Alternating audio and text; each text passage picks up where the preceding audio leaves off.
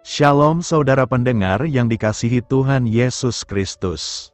Selamat siang dan salam sejahtera untuk kita semuanya. Selamat datang kembali di Renungan Rohani pada siang hari ini. Semoga saudara yang terkasih dalam keadaan sehat selalu, kiranya damai dan sukacita Roh Kudus melimpah di dalam hati dan pikiran saudara saat ini.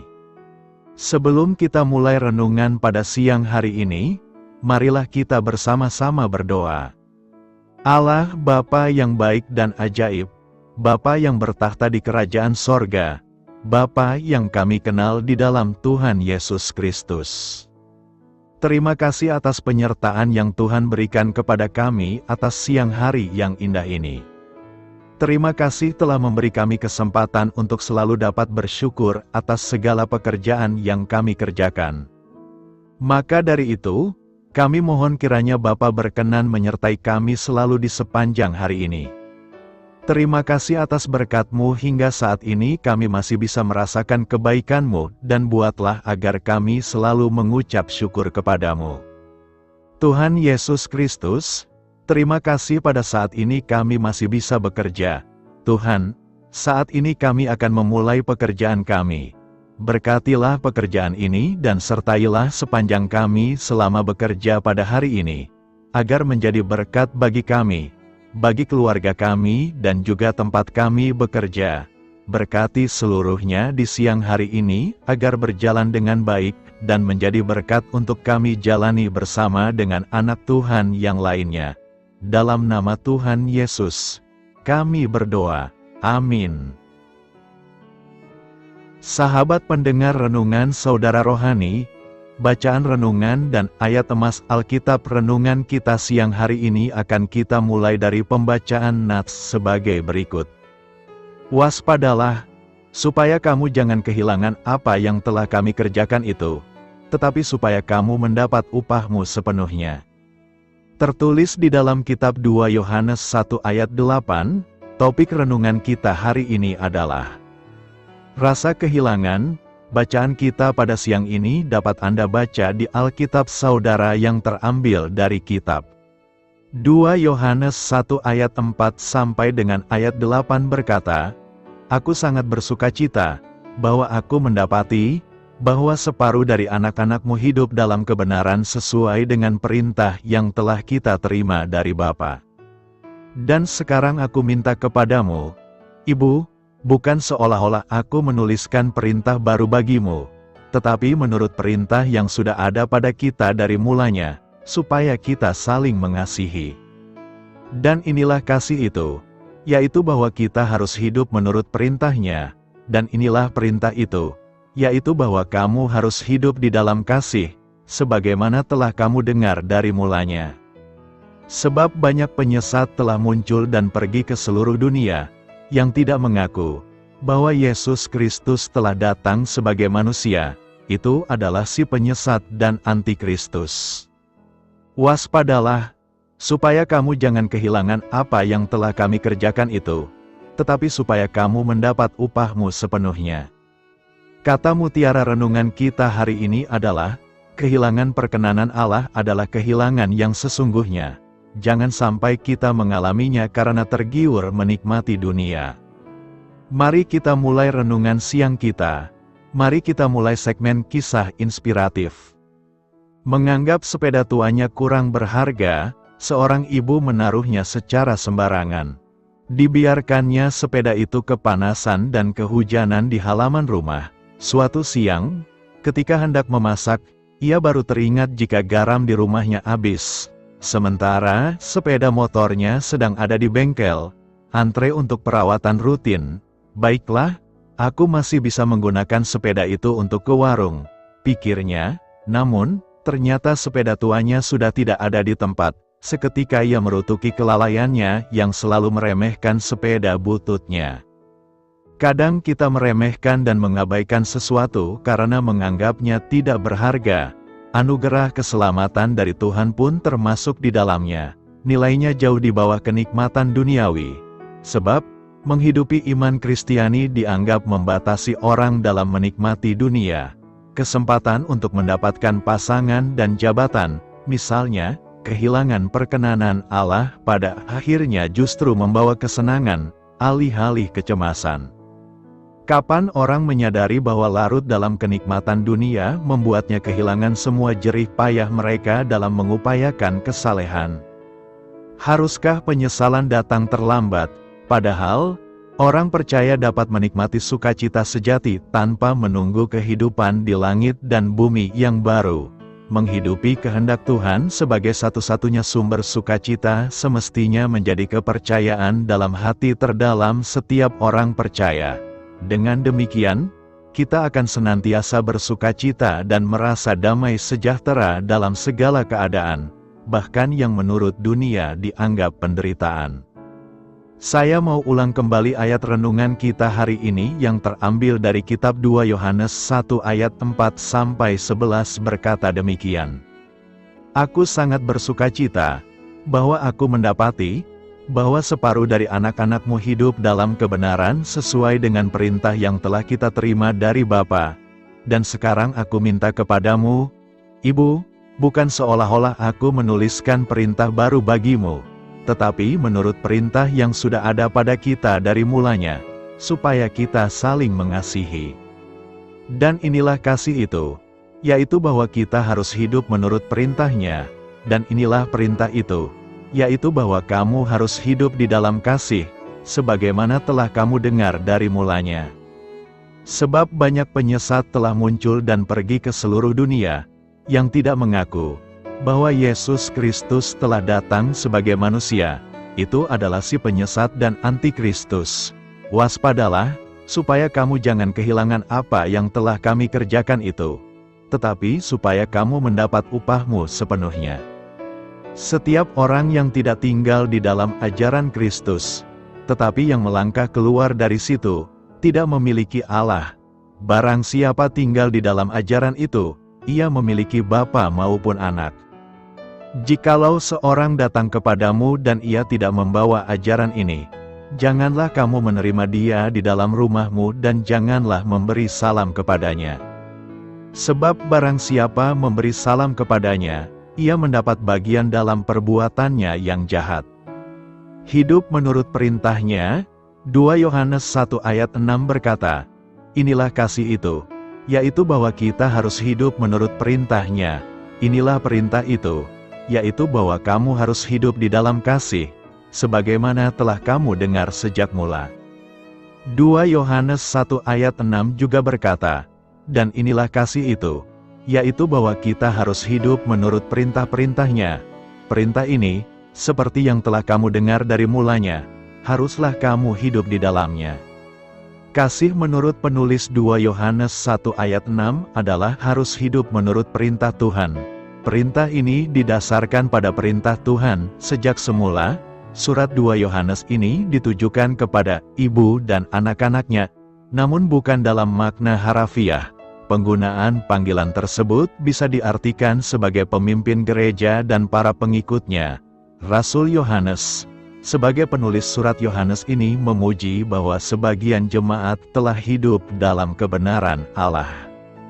Nasihat selanjutnya adalah hidup dalam kasih yang didasarkan atas kebenaran yang mereka yakini. Kasih seperti apakah yang terkandung dalam bagian ini? Kasih yang dimaksud adalah sikap yang sesuai dengan perintah dan teladan Yesus Kristus, yaitu menyampaikan kasih yang tidak mementingkan diri sendiri, penuh ketulusan tanpa ada motivasi mencari keuntungan. Hal ini menjadi sebuah penolakan bagi ajaran sesat yang pada saat itu bermunculan, yang menyatakan bahwa Yesus Kristus tidak pernah datang sebagai manusia. Pengajaran yang menyatakan bahwa Yesus tidak datang sebagai manusia ini tentu saja sangat berbahaya, karena ini berarti bahwa Yesus tidak bisa menjadi teladan bagi manusia. Jika Kristus bukan manusia, maka pasti tidak ada teladan kasih yang syarat dengan penyangkalan diri yang pernah ia lakukan dalam keadaannya sebagai manusia. Penulis kitab Yohanes mengingatkan dan mendorong jemaat untuk terus hidup dalam pengajaran yang benar, yaitu didasarkan pada kebenaran Allah. Kebenaran itu menyatakan bahwa Yesus adalah Allah yang menjadi manusia, yang mati untuk menebus dosa manusia serta memperdamaikan manusia dengan Allah, dan Ia kemudian bangkit kembali, dan Yesus bertahta bersama Bapa di sorga.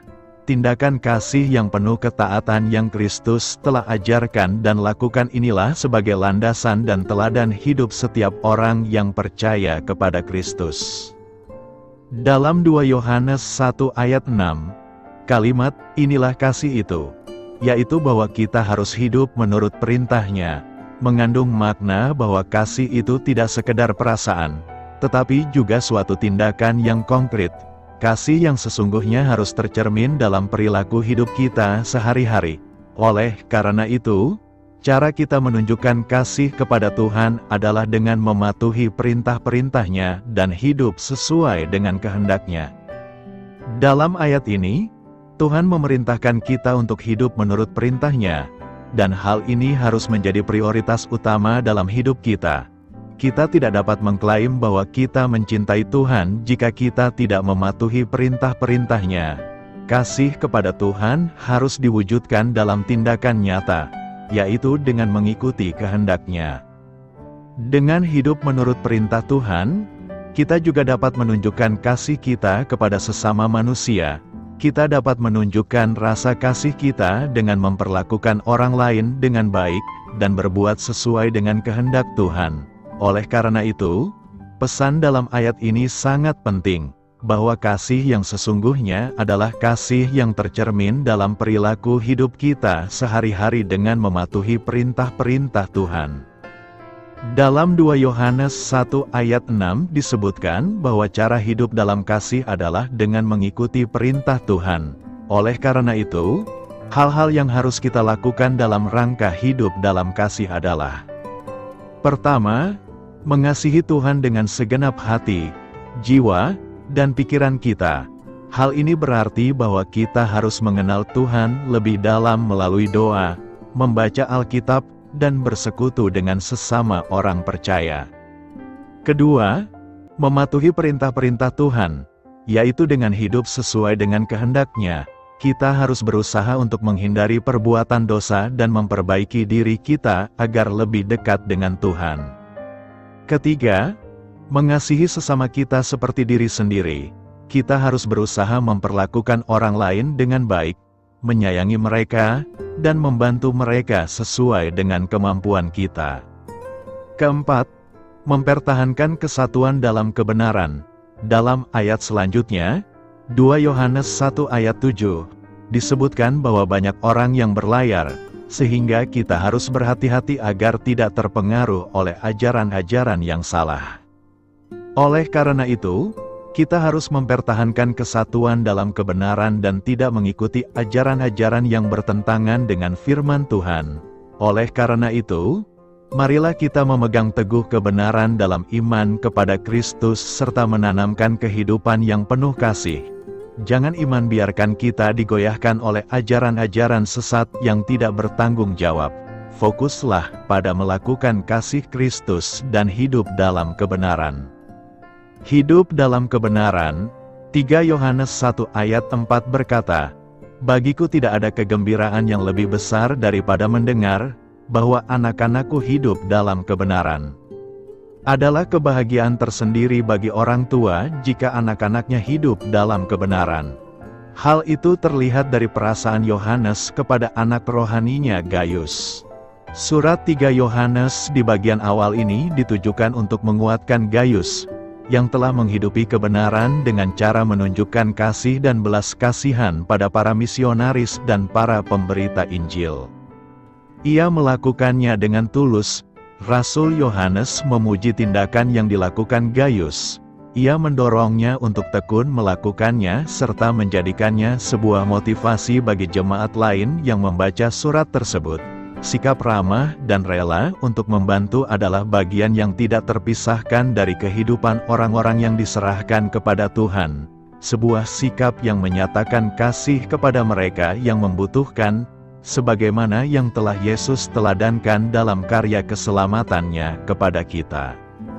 Hidup dalam kebenaran bukan berarti kita hanya berdoa dan aktif dalam pelayanan. tetapi hidup dengan benar dalam setiap aspek kehidupan kita. Baik dalam dunia pekerjaan kita, sekolah, hubungan dengan sesama dan dalam semua aktivitas yang kita lakukan sehari-hari. Menghidupi firman Tuhan dan melakukannya dalam seluruh kegiatan yang kita lakukan, akan membuat hidup kita dibimbing Roh Kudus ke jalan-jalan kebenaran. Akan lebih baik lagi jika kita mengerti panggilan Tuhan atas hidup kita. Sebagai anak misalnya, kita wajib menghormati, mendengar dan memasukkan ke dalam hati setiap didikan orang tua kita. Hidup dalam kebenaran seperti ini akan mendatangkan kegembiraan besar dalam hati orang tua kita. Dan kebahagiaan orang tua akan mendatangkan berkat dan pelindungan ilahi dalam hidup kita anak-anaknya. Tuhan Yesus mengantarkan. Yesus Kristus adalah benar. Maka orang yang melakukan kebenaran, lahir daripadanya. Barang siapa yang melakukan kebenaran adalah benar, sama seperti Kristus adalah benar. Bukan hanya dalam segi vertikal saja, yaitu dalam perkara mempercayai Kristus, orang percaya disebut benar, tetapi juga dalam mengasihi sesama saudara. Maka jemaat diajak, marilah kita mencintai bukan dengan perkataan atau dengan lidah, tetapi dengan perbuatan dan dalam kebenaran. Ada roh Kristus dan ada roh antikristus. Roh Kristus adalah roh kebenaran dan roh antikristus adalah roh yang membungkus. Surat 2 Yohanes juga berbicara mengenai kegembiraan karena separuh dari anak-anakmu hidup dalam kebenaran. Melalui nas hari ini, kita harus mengembangkan sebuah kehidupan yang didasarkan pada kebenaran, yaitu bahwa kita percaya dan menaati perintah Tuhan. Ketaatan itu juga terwujud dalam sikap yang tidak mengutamakan kepentingan diri sendiri, dengan menyatakan kehidupan yang penuh kasih sayang serta kerelaan untuk membantu. Hal ini menjadi sebuah praktik hidup Kristus yang penuh kasih dan kebenaran kepada sesamanya, khususnya dalam pengabaran Injil Kristus. Oleh karena itu, marilah kita membangun kehidupan yang benar di hadapan Tuhan. Kita bersembunyi di dalam terang. Ketika seorang bayi lahir ke dunia ini, maka banyak keluarga yang menyambutnya dengan kebahagiaan, keceriaan dan keharuan yang luar biasa. Keluarga bayi ini juga akan memberikan berbagai macam perlindungan kepada si bayi agar bayi ini tidak sakit, tidak lapar, dan lain sebagainya. Tak heran juga, bahkan seorang ayah yang memiliki tampang seram akan mengubah wajahnya menjadi wajah yang ramah untuk menyambut bayinya yang baru lahir tersebut. Seperti bayi yang baru lahir, istilah ini diambil dari 1 Petrus 2 ayat 2. Dan jadilah sama seperti bayi yang baru lahir, yang selalu ingin akan air susu yang murni dan yang rohani, supaya kamu bertumbuh dan beroleh keselamatan, dihubungkan dengan tema kita hidup di dalam terang. Bayi yang baru lahir masih belum mampu mengonsumsi makanan selain air susu ibu. ASI merupakan makanan utama dan satu-satunya bagi bayi yang baru lahir. Hanya air susu ibu sebagai makanan eksklusif baginya dan ASI ini sangat penting bagi pertumbuhan kesehatan bayi. Sama halnya dengan bayi.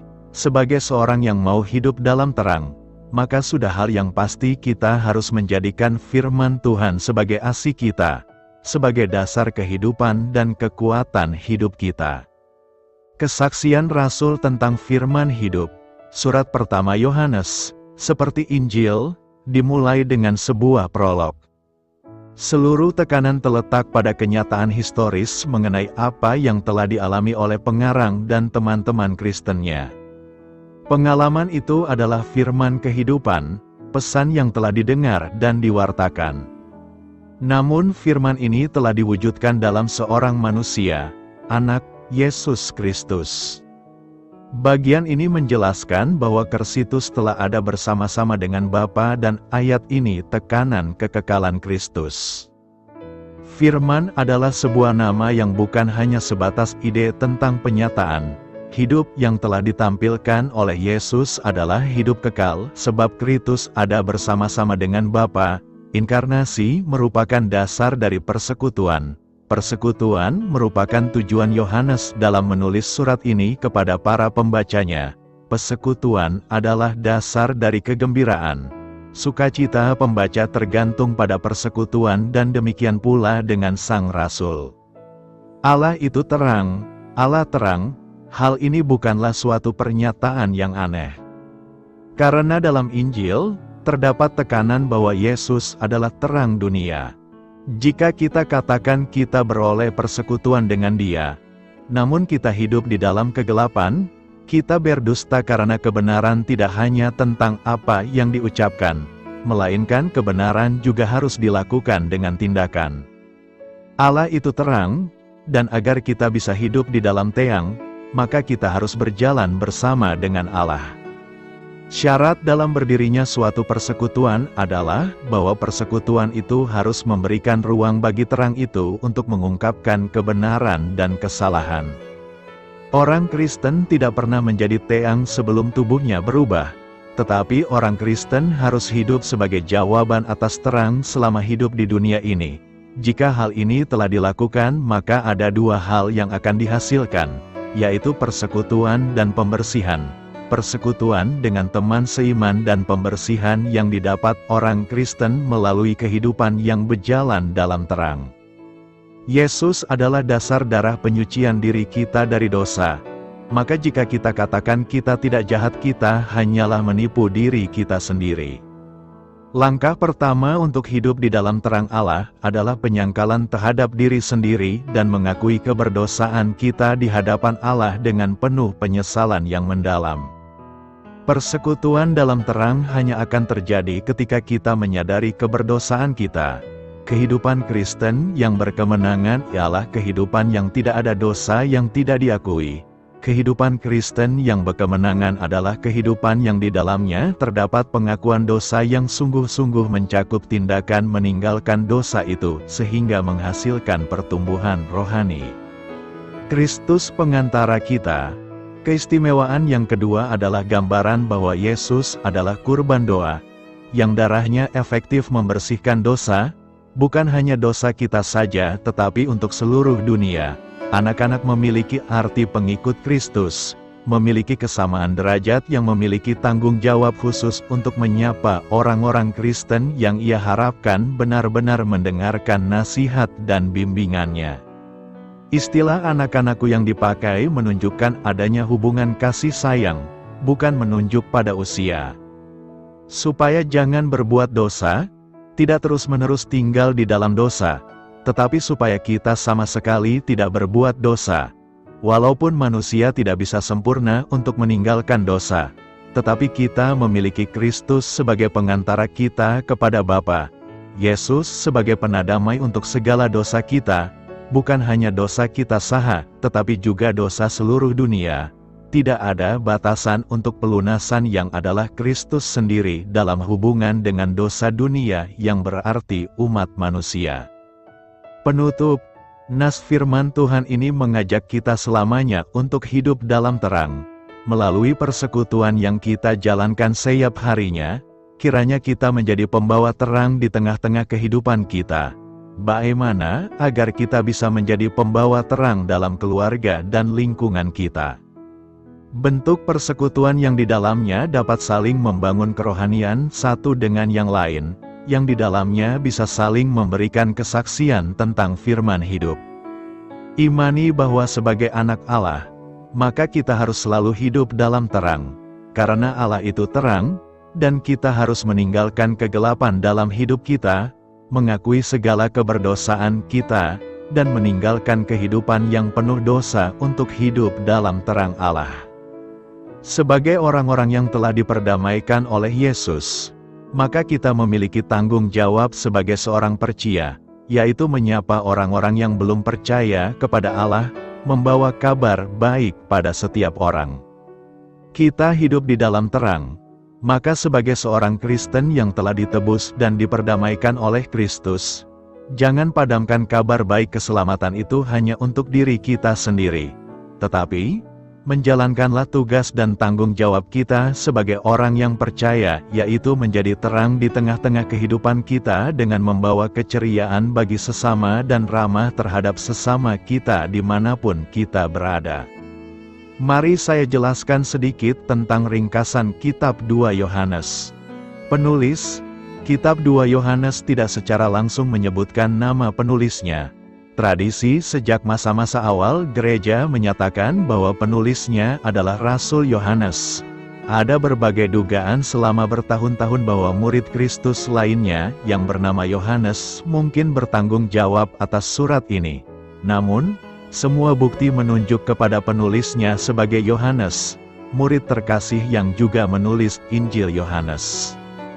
Tanggal penulisan Kitab 2 Yohanes kemungkinan besar ditulis pada waktu yang hampir bersamaan dengan surat-surat Yohanes lainnya, 1 dan 3 Yohanes, antara tahun 85 sampai 95 Masehi. Tujuan penulisan Kitab 2 Yohanes adalah permohonan yang mendesak agar para pembaca surat Yohanes menunjukkan kasih mereka kepada Tuhan dan Putranya, Yesus, dengan menaati perintah untuk saling mengasihi dan menjalani hidup mereka dalam ketaatan pada kitab suci. Kitab 2 Yohanes juga merupakan peringatan keras untuk waspada terhadap para penipu yang menyangkal inkarnasi, dengan mengatakan bahwa Kristus tidak benar-benar datang dalam daging. Ayat-ayat kunci, 2 Yohanes 6 berkata, "Dan inilah kasih itu, yaitu bahwa kita harus hidup menurut perintah-perintahnya, seperti yang telah kamu dengar dari mulanya, yaitu supaya kamu hidup di dalam kasih." 2 Yohanes 8-9 mengatakan, "Waspadalah, supaya kamu jangan kehilangan apa yang telah kamu usahakan, tetapi supaya kamu memperoleh upahmu sepenuhnya. Barang siapa yang tidak tinggal dalam ajaran Kristus, tetapi tidak tinggal dalam ajaran itu, ia tidak memiliki Allah. Barang siapa yang tinggal dalam ajaran itu, ia memiliki bapa dan anak." Kitab 2 Yohanes ditujukan kepada ibu yang terpilih dan anak-anaknya. Ini bisa jadi adalah seorang wanita yang memiliki kedudukan penting di gereja atau sebuah kode yang merujuk kepada gereja lokal dan jemaatnya. Pada masa ketika orang-orang Kristen dianiaya, salam berkode seperti itu sering digunakan. Kitab 2 Yohanes sebagian besar membahas peringatan mendesak mengenai para penipu yang tidak mengajarkan doktrin Kristus yang sebenarnya dan yang menyatakan bahwa Yesus tidak benar-benar datang dalam daging. Ajaran seperti itu mengingkari kemanusiaan Yesus. Yohanes sangat ingin agar orang-orang percaya sejati menyadari para guru palsu ini dan tidak mau berurusan dengan mereka. Hubungan Yohanes menggambarkan kasih bukan sebagai emosi atau perasaan, tetapi sebagai ketaatan kepada perintah-perintah Allah. Yesus menegaskan kembali pentingnya perintah-perintah, khususnya perintah yang terutama dan yang pertama, kasih kepada Allah, dan yang kedua, kasih kepada satu sama lain. Jauh dari menghapuskan hukum Allah Perjanjian Lama, Yesus datang untuk menggenapinya dengan menyediakan sarana untuk menggenapinya di dalam dirinya sendiri. Sangatlah penting bagi kita untuk memeriksa segala sesuatu yang kita lihat, dengar, dan baca yang mengaku sebagai Kristen dengan kitab suci. Hal ini tidak dapat terlalu ditekankan karena salah satu senjata setan yang paling ampuh adalah tipu daya. Sangat mudah untuk tertipu oleh doktrin baru dan menarik yang tampaknya didasarkan pada kitab suci, tetapi jika diteliti dengan saksama, sebenarnya menyimpang dari firman Tuhan. Jika apa yang tampaknya terjadi tidak sejalan secara eksplisit dengan kitab suci, maka ini salah dan bukan dari Roh, dan kita tidak boleh terlibat dengannya. Selamat berkarya untuk Tuhan. Selamat memulai karya dalam minggu ini untuk Tuhan. Doa saya menyertai saudara sekalian. Saya memberkati Anda agar sewaktu Anda mencarinya dari Dia, Bapa Surgawi Anda akan memberikan bagi Anda roti harian Anda. Dalam nama Yesus Kristus, Tuhan yang berkuasa atas alam semesta dan menuntun kita kepada iman yang menyelamatkan. Tuhan Yesus menyertai senantiasa. Tuhan memberkati. Amin.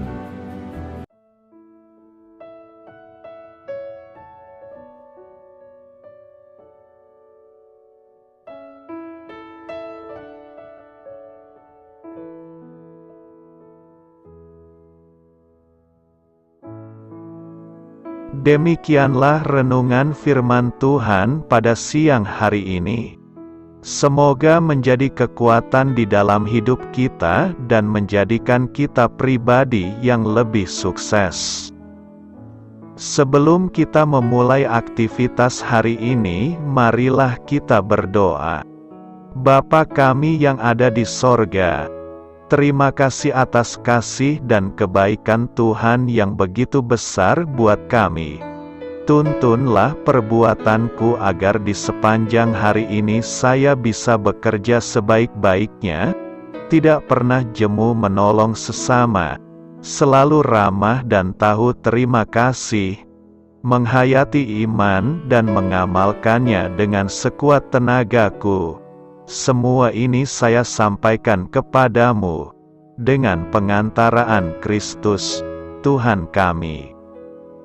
Allah, Bapa kami bersyukur kepadamu, bahwa dengan bekerja kami boleh ambil bagian di dalam karya-Mu mensejahterakan dan membahagiakan umat manusia.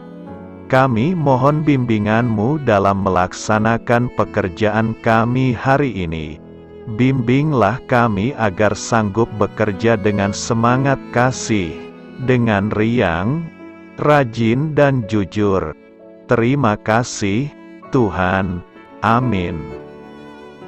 Dalam nama Tuhan Yesus Kristus Tuhan dan Juru Selamat kami, Bapa kami yang baik, kami mengucap syukur dan berdoa.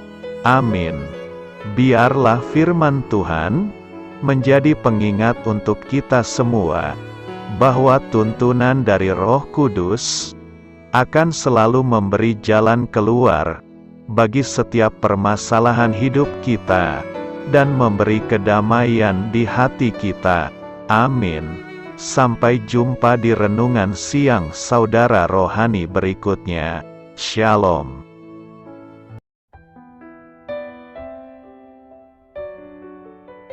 Halo untuk semua pendengar saudara rohani yang terkasih di dalam nama Tuhan Yesus Kristus dimanapun berada. Mari dukung kami, tim redaksi Renungan Harian Saudara Rohani dengan cara memberikan bantuan, kritik dan masukan. Saudara dapat memberikan masukan melalui kolom komentar di bawah atau mengirim kepada kami langsung melalui email yang tertera di layar Anda, saudararohani@gmail.com. Jika saudara terberkati melalui renungan ini, saudara dapat mendoakan kami dan memberikan bantuan lainnya dengan mengirim email kepada kami. Saya berdoa agar saudara sekalian bahagia dan sehat selalu. Amin.